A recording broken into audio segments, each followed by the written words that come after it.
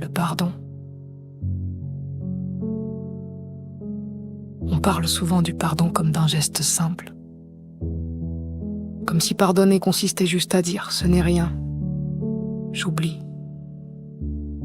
Mais la vérité, c'est que le pardon est l'un des actes les plus difficiles de l'existence parce qu'il ne s'agit pas seulement d'oublier, il s'agit de libérer. Pardonner aux autres, c'est affronter des blessures encore ouvertes, c'est accepter que des mots ont détruit une partie de nous, que des gestes nous ont brisés, que des absences nous ont laissés seuls. C'est reconnaître que le mal a existé, qu'il a eu un impact réel, et malgré cela, choisir de ne plus laisser cette douleur gouverner notre vie.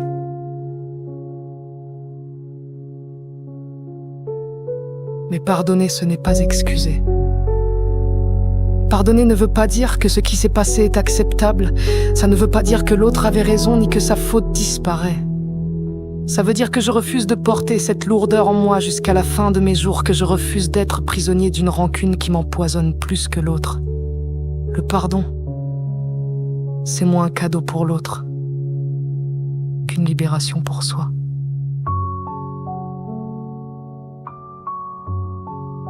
Et puis, il y a un pardon encore plus difficile, celui qu'on se doit à soi-même.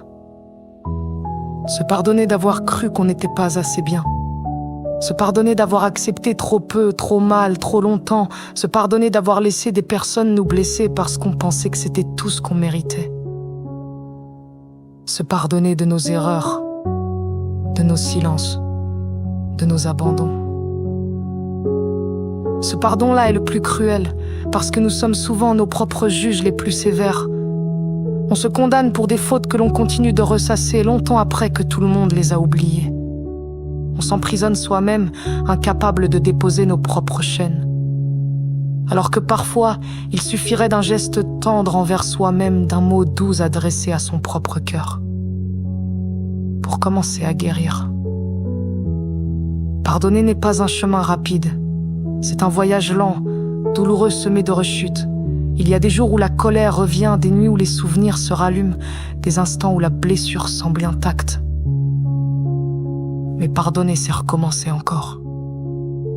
C'est choisir chaque jour de ne pas laisser la haine ou la culpabilité écrire toute notre histoire.